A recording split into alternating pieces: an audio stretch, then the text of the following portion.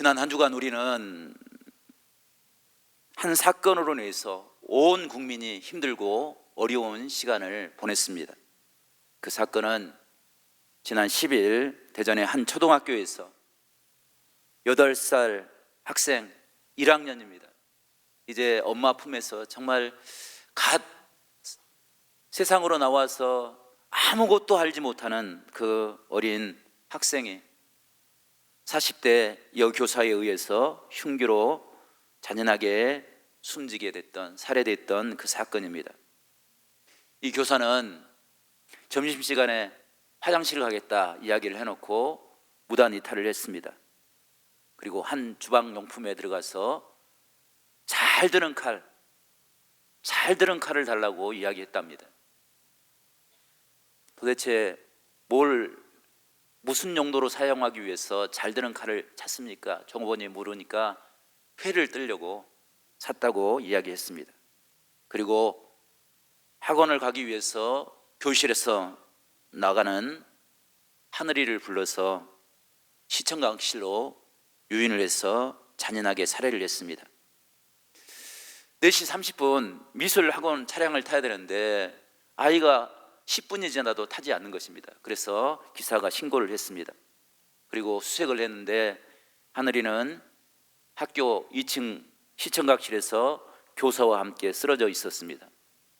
병원에 옮겼지만 오후 6시 35분에 사망 판정을 받게 됐습니다. 부검 결과 하늘이의 사망 원인은 다발성 예기 손상이었습니다. 이 다발성이라는 말이 무슨 말입니까? 여러 군데를 찔러서 살해했다는 것입니다.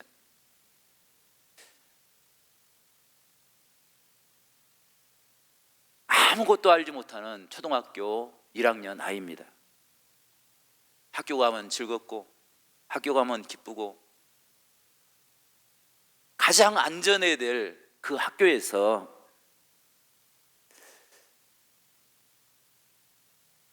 한 선생에 의해서 좋지 않는 그런 사고를 당한 것입니다. 또 8일에는 미숙아로 태어난 2살 된 딸을 방치해서 그 아이가 사망에 이르게 되었습니다. 이런 기사를 보면 참 가슴이 미어집니다.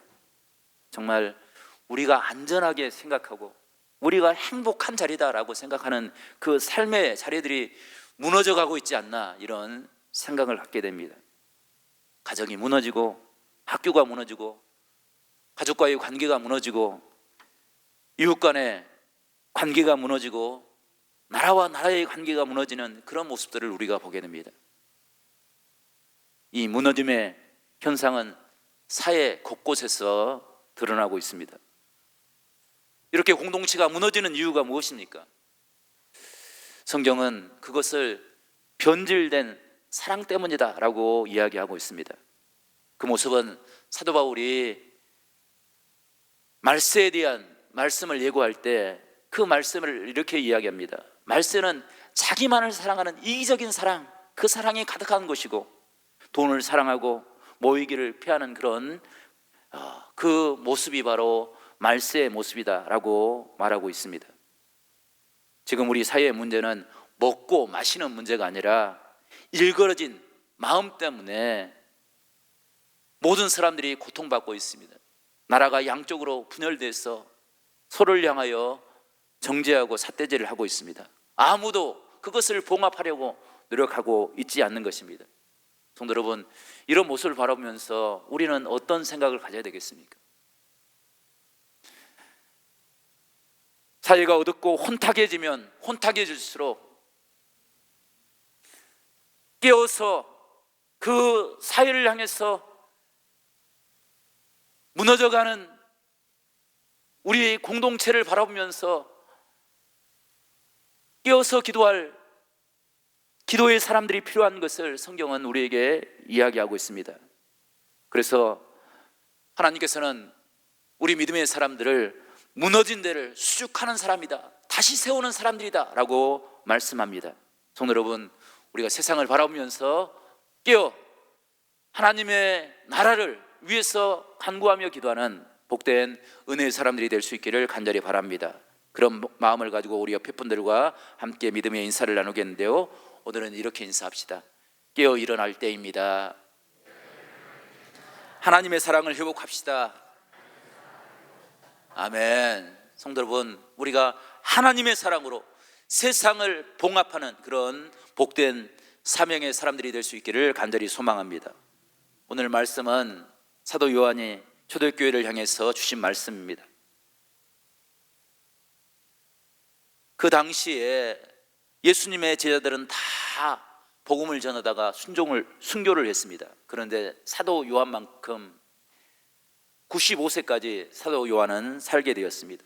그런데 이 90세가 넘은 사도 요한이 믿음의 이 세대를 향하여 모아놓고 그들을 향하여 이야기할 때 정말 믿음의 다음 세대들이 그 사도 요한이 이야기하는 말씀을 듣고 큰 은혜를 받았는데, 그 말씀의 주제는, 그 말씀의 중심은 하나님은 사랑이다 라는 말씀입니다.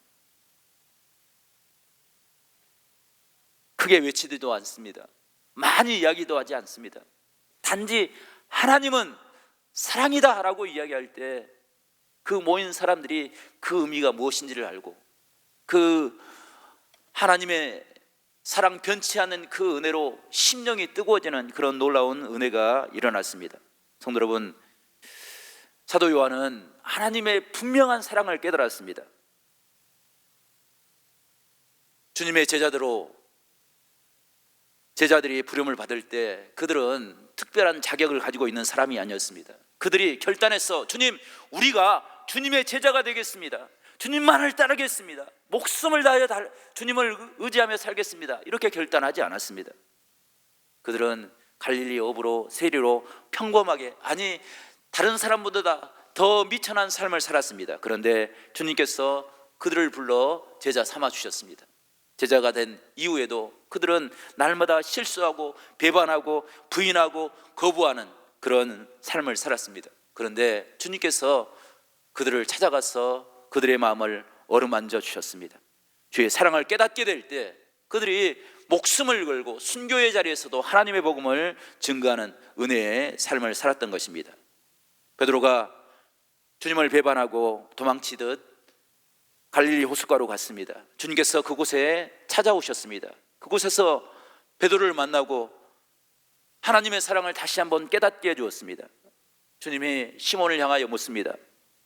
시몬아, 너는 나를 사랑하느냐 물으실 때 옛날 같았으면 베드로가 용기가 100배에서 주님, 내가 주님을 사랑합니다. 내가 죽더라도 생명을 다하여 주님을 사랑할 것입니다 라고 대답했을 텐데, 상황인지라 베드로는 사랑한다고 이야기할 수가 없었습니다. 주님만이 아십니다 라고 고백했습니다. 그 모습을 복음성가는 이렇게 찬양하고 있습니다. 갈릴리 호숫가에서 주님은 시몬에게 물으셨네. 사랑하는 시몬아, 넌 날 사랑하느냐? 오 주님, 당신만이 아심이. 2절 같이 찬양합시다. 사마리아 우물가에서 주님은 여인에게 물으셨네. 사랑하는 여인아, 넌 날 사랑하느냐? 오 주님, 당신만이 아십니다. 아멘. 성도 여러분, 이 시간 주님이 찾아오셔서 너는 나를 사랑하느냐 물으실 때 여러분은 뭐라고 대답할 수 있겠습니까? 주님이 우리를 사랑하셨던 그 은혜의 감격으로, 주님만이 우리의 마음을 아십니다. 주님, 우리가 영원히 변치 않는 은혜의 삶을 살겠습니다 고백하며 살아가는 우리 모두가 될 수 있기를 간절히 소망합니다. 그것을 사도 요한이 우리에게 교훈하고 증거하고 있습니다. 오늘 주신 말씀을 통해서 우리는 하나님의 어떤 모습을 회복하며 살아가야 됩니까? 첫 번째, 우리가 회복해야 될 하나님의 사랑의 모습은 사람을 살리는 사랑입니다. 사람을 살리는 사랑은 결코 변치 않는 사랑입니다. 그 사랑이 있기에 영혼을 살리는 능력이 되는 것입니다.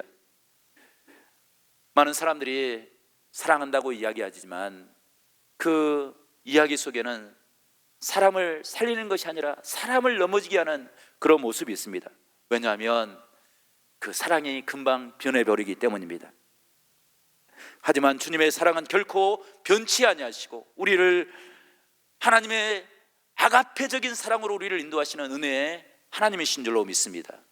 오늘 9절 말씀은 이렇게 이야기합니다. 우리 9절 말씀을 저와 여러분이 다시 한번 읽어보겠습니다. 9절입니다. 시작. 하나님의 사랑이 우리에게 이렇게 나타난 바 되었으니 하나님이 자기의 독생자를 세상에 보내심은 그로 말미암아 우리를 살리려 하심이라. 아멘. 성도 여러분, 하나님의 사랑, 그 놀라우신 은혜의 사랑은 우리의 영혼을 살리는 놀라운 능력이고 사랑이다라고 말씀하고 있는 것입니다.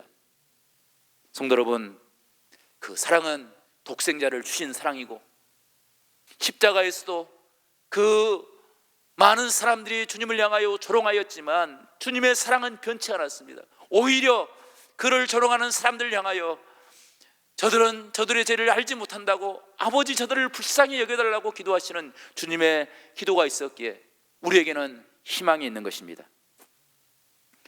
하나님께서 세상을 창조하실 때 아담을 먼저 창조했습니다. 아담을 창조한 후에 아담이 혼자 있는 것이 좋지 않게 보였습니다.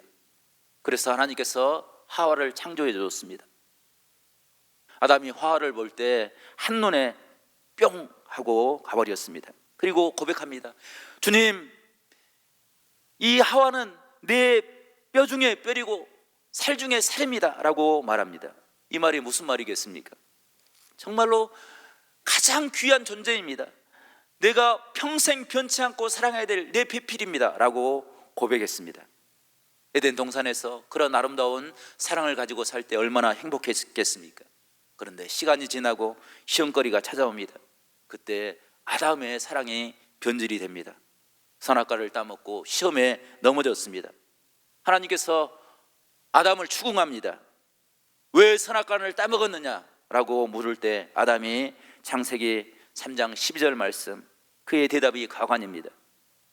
아담이 이르되 하나님이 주셔서 나와 함께 하신 여자, 그가 그 나무 열매를 나에게 주었으므로 내가 먹었습니다 라고 고백합니다. 아담의 사랑이 변질되지 않았다면 아담은 이렇게 대답할 수가 없습니다. 그런데 마음이 바뀌고 상황이 바뀌고 말이 바뀌게 되는 것입니다. 여자가, 하나님께서 주셨던 여자가 나로 먹게 했습니다. 성도 여러분, 우리 주변에 혹 일을 할 때마다 누군가에게 책임을 전가하는 사람이 있다고 한다면 그를 위해서 우리가 깨어 기도해야 될 줄로 믿습니다. 주님의 사랑은 결코 변치 않는 사랑입니다. 우리를 구원하기까지 이를 악물고 참아대고 버티고 인내하시는 사랑입니다. 사랑이 찢기는 사랑입니다. 피를 쏟는 사랑이었습니다. 그래서 고린도전서 13장을 보게 되면 사랑을 정의할 때 가장 먼저 나오는 말이 있습니다. 사랑은 오래 참습니다. 사랑은 오래오래 적당하게 참는 것이 아니라 그가 변화될 때까지 오래오래 참는 것, 그것이 사랑입니다 라고 정의하고 있습니다. 사랑은 무례하게 행하지 않습니다. 사랑은 배려를 합니다. 교만하지 않습니다. 어떤 한 남자가 좋아하는 여자가 생겼습니다. 그래서 좋아한다고 고백을 하였습니다. 그런데 이 여자는 남자에게 도무지 관심이 없습니다. 하지만 이 남자는 포기할 생각이 없었습니다. 그래서 매일매일 손으로 쓴 편지를 한 장씩 써서 여자에게 건네주었습니다. 하지만 여자는 아무런 반응이 없었습니다. 그래도 남자는 포기하지 않았습니다. 10번 찍어서 넘어가지 않는 나무가 없다라고 생각을 하고 이제 하루에 매일 3통씩 손편지를 써서 여자에게 건네주었습니다. 어떻게 되었겠습니까? 이 남자는 스토킹으로 조사를 받게 되었습니다. 그리고 이 여자는 매일매일 편지를 전달해 준 그 남자와 눈이 맞아서 결혼을 했다는 그런 이야기입니다. 내 마음대로 내가 내 마음에 흡족할 때까지 뭔가를 하는 것, 그것을 사랑이라고 생각해서는 안 됩니다.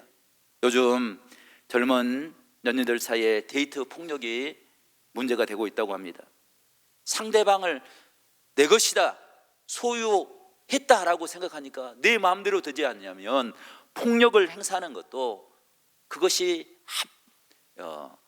합당한 것이다 라고 생각을 하는 것입니다. 그것은 일그러진 사랑, 변질된 사랑입니다. 주님의 사랑은 결코 우리를 소유하는 것이 아니라 우리를 하나님의 백성으로 온전히 회복하는 은혜의 사랑인 줄로 믿습니다. 한 남자 집사님이 오랫동안 교회 식당에서 봉사를 했습니다. 이 집사님은 주님께 헌신하고자 하는 그런 마음으로 젊은 시절 식당을 운영했던 경험을 살려서 교회 식당에서 봉사를 했습니다. 교회도 사람이 모인 곳이라 여러 가지 말도 일어나고 시험거리가 생겨났습니다. 어떤 사람들은 남자가 식당에 들어가서 무슨 일이냐고 그를 무시하고 함부로 대했습니다. 어떤 사람들은 대놓고 그에게 면박을 주었습니다. 그때마다 그의 마음속에 상심하는 마음이 찾아왔습니다. 그럼에도 불구하고 그가 시험에 넘어지지 않았던 것은 그 시험이 올 때마다 그 집사님은 그것을 나에게 주는 시험이 아니라 주님께서 받은 시험으로 생각을 했습니다. 나도 예전에 믿지 않을 때 예수 믿으라고 이야기할 때 너나 잘 믿으라고 면박을 주고 핍박을 했던 자신의 모습을 부끄럽게 생각하면서 그가 돌이켜 회개하며 더 겸손한 모습으로 주의 성전에서 헌신하고 봉사했다라는 그런 이야기를 들었습니다. 성도 여러분, 우리가 주의 성전에서 직분을 가지고 헌신하고 충성하는 이유가 무엇입니까?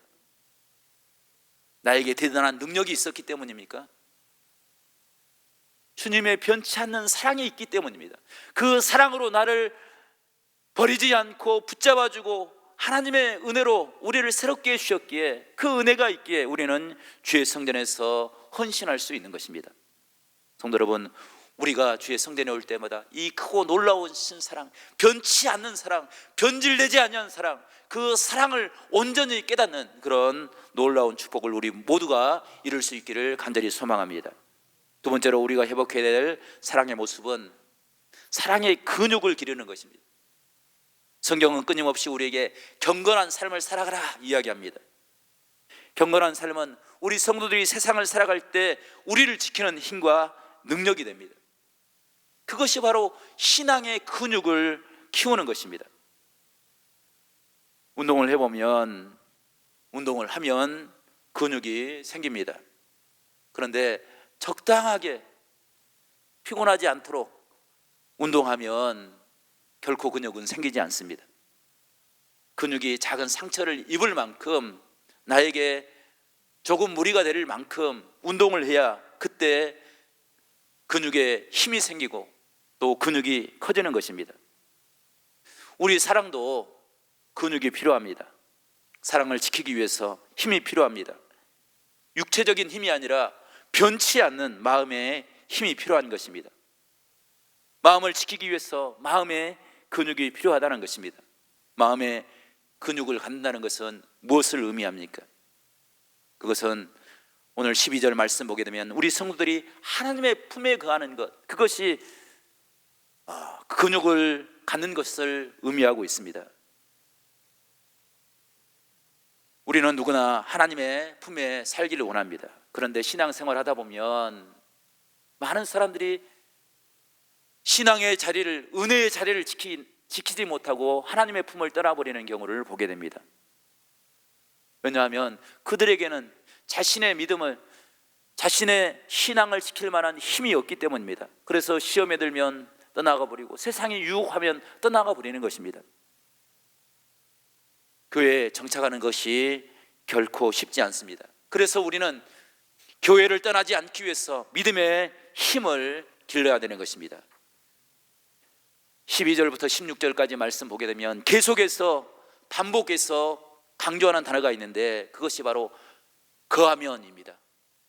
신앙은 하나님의 품에 거하는 것입니다. 은혜의 품에 거하는 것입니다. 말씀의 품에 거하는 것입니다. 그래서 시험을 이겨낼 수 있는 힘을 얻는 것, 그것이 신앙의 근육인 것입니다.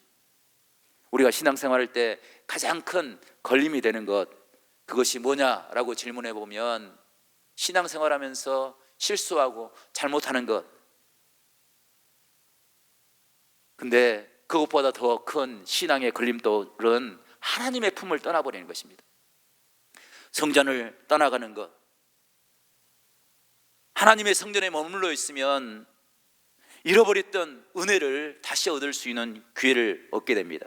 그런데 하나님의 품을 떠나버리면 그 은혜를 회복할 수가 없는 것입니다. 그래서 우리가 성전에 거하기 위해서 믿음의 힘을, 믿음의 근육을 길러서 어떤 환난이 와도, 어떤 시험이 와도, 어떤 어려움이 와도, 어떤 시험이, 세상이 유혹하는 유혹이 와도 포기하지 않고 신앙의 자리를 지켜낼 수 있는 복된 믿음의 사람들이 될 수 있기를 간절히 바랍니다. 가정도 마찬가지입니다. 부부가 평생을 살아가면서 어떻게 싸우지 않을 수 있겠습니까? 그래도 가정에 머물러 있으면, 함께 거하게 되면 언젠가는 그 상처진 마음들을 풀 수 있는 기회가 옵니다. 그런데 가정의 품을 떠나버리면 그 기회를 가질 수가 없는 것입니다. 어떤 한 부부가 있었습니다. 집사님 부부가 크게 싸움을 하였습니다. 남편 집사님이 문을 박차고 나가려고 합니다. 그때 부인 집사님이 지혜롭게 이렇게 얘기했습니다. 내가 사준 옷 다 벗고 나가. 그랬더니 그 집사님이 옷을 벗더랍니다. 위에 옷도 벗고 아래도 벗고 팬티 한 장 거치고 나가려고 할 때 팬티도 내가 사줬잖아 라고 이야기를 해서 차마 나가지 못하고, 그리고 그 일로 인해서 두 부부가 화해를 했다, 그런 이야기를 들어봤습니다. 성도 여러분, 떠나지 아니하면 화해할 기회가 있습니다. 떠나지 아니하면 하나님의 은혜가 우리를 지켜주실 줄로 믿습니다. 하나님의 성전을 떠나지 아니하고 하나님의 은혜를 떠나지 아니하고 하나님의 품을 떠나지 아니할 때 우리는 하나님의 회복하시는 은혜를 누리며 살아갈 수 있습니다. 그러나 하나님의 품을 떠나버리면 우리는 탕자가 되는 것입니다. 성도 여러분, 탕자가 누구입니까? 탕자가 물론 유산을 요구했던 그런 모습도 있지만 그것보다도 더 근본적인 이유는 아버지의 품을 떠나버린 것입니다. 아직 아버지의 품을 떠나버렸기에 그는 거지가 되었고 탕자가 되었습니다. 근데 그가 아버지의 품을 다시 그리워하고 아버지의 품으로 돌아갈 때 그는 탕자에서 다시 아들로 그의 신분이 회복된 것입니다. 이것이 구원의 은혜인 줄로 믿습니다. 우리가 세상에서 방황할 때 하나님을 그리워하여서 하나님의 품으로 돌아갈 때 우리의 신분이 변화되고 하나님의 백성으로, 하나님의 자녀로 살아갈 수 있는 믿음의 은혜의 길이 열릴 줄로 믿습니다. 그것을 위해서 날마다 우리가 깨어 기도하며 하나님, 우리가 은혜의 자리를 지키게 하여 주시옵소서, 믿음의 삶을 살아갈 수 있도록 도와주시옵소서, 하나님과 함께하는 은혜의 삶을 살게 해달라고 우리 모두가 함께 기도하는 복된 믿음의 사람들이 될 수 있기를 간절히 소망합니다. 뉴욕 차이나타운에 한 미국인 여자가 골동품 가게를 찾아갔습니다. 그리고 그 주인에게 부적을 하나 보여달라고 이야기합니다. 나이가 지긋해 보이는 중국 여인이 부적을 진열대 위에 꺼내 올려놓았습니다. 그것을 보고 미국 사람이 어떤 것이 가장 좋고 효력이 있는지 그것을 보여달라고, 그것을 사겠다고 이야기를 했습니다. 이유를 묻을 때 그 미국 여자가 이야기했습니다. 아들이 지금 배를 타고 태평양으로 나가려고 하는데 아들을 보여줄 만한 그런 진짜 부적이 필요합니다. 그 말을 들은 주인이 입을 열었습니다. 부인이 원하시는 것이 있긴 한데 여기에 없습니다. 그래도 그것을 보여주십시오 라고 요구할 때 그 부인이 이렇게 이야기했습니다. 그 부적은 돈으로 살 수 없는 하나님의 은혜입니다. 하나님이 확실한 우리의 보호자입니다. 나에게도 아들 셋이 있고 손자 셋이 있습니다. 나는 그들을 날마다 하나님의 품에 맡깁니다. 하나님의 보호하심을 위해 기도합니다. 하나님께서 응답하여 주실 것을 믿고 그 은혜를 간구합니다. 그 미국 여인이 깨달았습니다. 그리고 진정한 보호자가 되신 하나님을 향하여 기도하는 그런 삶을 살았다라는 글을 읽어보았습니다. 성도 여러분, 우리는 무엇을 위해서 살아가고 있습니까? 무엇을 붙잡고 살아가고 있습니까? 우리를 지키시는 은혜의 하나님, 그 은혜의 하나님을 나의 하나님으로 고백하고 기도의 자리를 포기하지 않는 그런 복된 믿음의 삶을 살아갈 수 있기를 간절히 축복합니다. 변치 않는 하나님의 은혜, 그 은혜가 우리를 지키는 능력이 될 줄로 믿습니다. 그 은혜를 날마다 세워나갈 수 있는 그런 아름다운 믿음의 공동체, 하나님이 기뻐하시는 그런 아름다운 믿음의 재단이 될 수 있기를 간절히 소망합니다.